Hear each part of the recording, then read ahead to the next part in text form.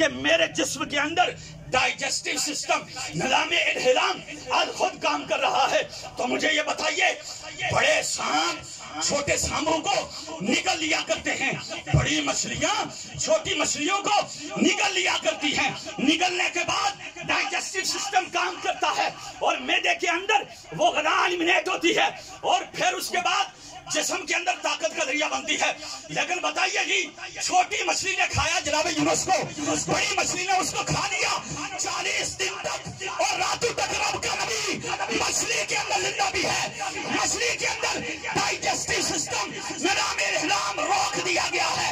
مجھے جملہ کہنے دو، اور روحانیت کی طاقت بہت بڑی ہے، جو رب اور یونس کو مچھلی کے پیٹ میں 40 دن زندہ رکھ سکتا ہے، ماننا پڑے گا کہ وہ رب گنبد خضرا میں حبیب کائنات کو بھی زندہ رکھ سکتا ہے۔ سبحان اللہ، سبحان اللہ۔ ستے بیٹھے ہو اچھا کے بولو سبحان اللہ۔ سبحان اللہ۔ قاری صاحب آنے سے کہ ساڑھا مزاج نہیں ہے کہ جناب آل حضرت عظیم البرکت مجدد دین و ملت مولانا شاہ امام رضا سبحان اللہ، سبحان اللہ۔ نا دے اچھی بولو سبحان اللہ۔ سبحان اللہ۔ میرے فکر امام فرماتے ہیں تو زندہ ہے واللہ، تو زندہ ہے واللہ۔ پوزیشن سے ہو پڑھا نہیں تو سجاد کھڑا کرو، این چنڈے بنا کے پڑھو، اس لیے آخری نشست ہے، بابا دینال پڑھو تو زندہ ہے واللہ، تو زندہ ہے واللہ۔ میرے چشم عالم سے چھپ جانے والے چمکتی سے پاتے سب پانے والے، میرا دل چمکانے والے رہے گا، چرچا رہے گا، رہے گا چرچا رہے گا۔ تاجدار ختم نبوت، ختم نبوت، بلکہ بولو رہے گا یہی ان کا چرچا رہے گا، پڑے خاک ہو جائے اسلام میں آج سے بڑی چیز ہے۔ ساڑھے حال تے غریبہ بادل ہو، بندہ بادل ہو جس نکی نکی داڑھی رکھ لوے بندہ، اس کی لوگ آخر صوفی ہوئی گیا۔ کشف المعجوب میں داتا علی جوہری فرماتے ہیں پوچھا گیا منی صوفی، صوفی کون ہوتا ہے؟ فرمایا الواجدون لذات اللہ تعالی، جو اللہ کی ذات کو پا لیتا ہے اس کو صوفی کہا جاتا ہے۔ سبحان اللہ۔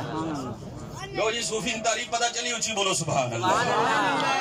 ہاں عاجزی ہے، یہاں انکساری ہے، بڑے داناؤں کی دانائی، چونکہ نقشبندیوں کا پیرخانہ ہے تو میں سیدنا صدیق اکبر، فاروق اعظم اور مولا علی تینوں کی ایک ایک بات کر کے موضوع ختم کرتا ہوں، ابتدا میں ہی چھوڑ کے جا رہا ہوں۔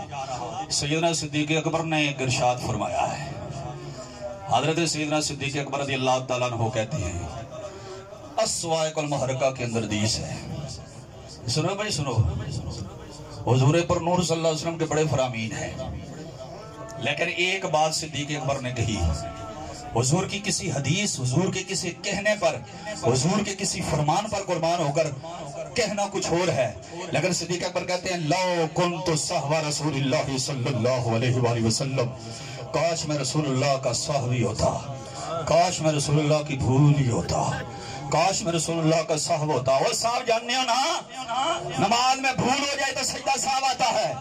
صدیق اکبر کہتے ہیں لو کنت صحب رسول اللہ صلی اللہ علیہ وسلم، دنیا کے ہر دانا کے ذہن کے دروازے پر یار غار نے دستک دے کر کہا اور تمہاری دانائی ایک طرف ہے، لو کنت صحب رسول اللہ صلی اللہ علیہ وسلم، کاش میں رسول اللہ کی بھولی ہوتا، کاش میں رسول اللہ کا صحابی ہوتا۔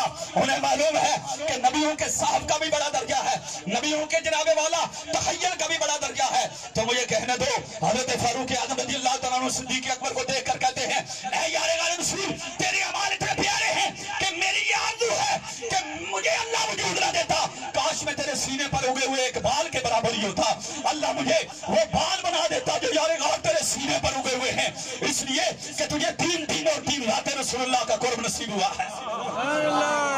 مجھے کہنے دو، فنا فی شیخ کا یہ مقام ہوتا ہے، بخاری کے اندر حدیث ہے 3 دن اور 3 راتیں یار غالب رسول میرے نبی کے ساتھ گئے، مدینہ میں اتر رہے ہیں، सनियत अलवदा की पहाड़ियों से जलवा आराइयां हो रही हैं, मेरे नबी भी आ रहे हैं, सिद्दीक अकबर भी आ रहे हैं। हजरत अब्दुर्रहमान बिन उबैम रज़ी अल्लाह तआला अन्हु फरमाते हैं, हम मेरे मदीना परेशान हो गए कि रसूलुल्लाह कौन है, अबू बकर कौन है।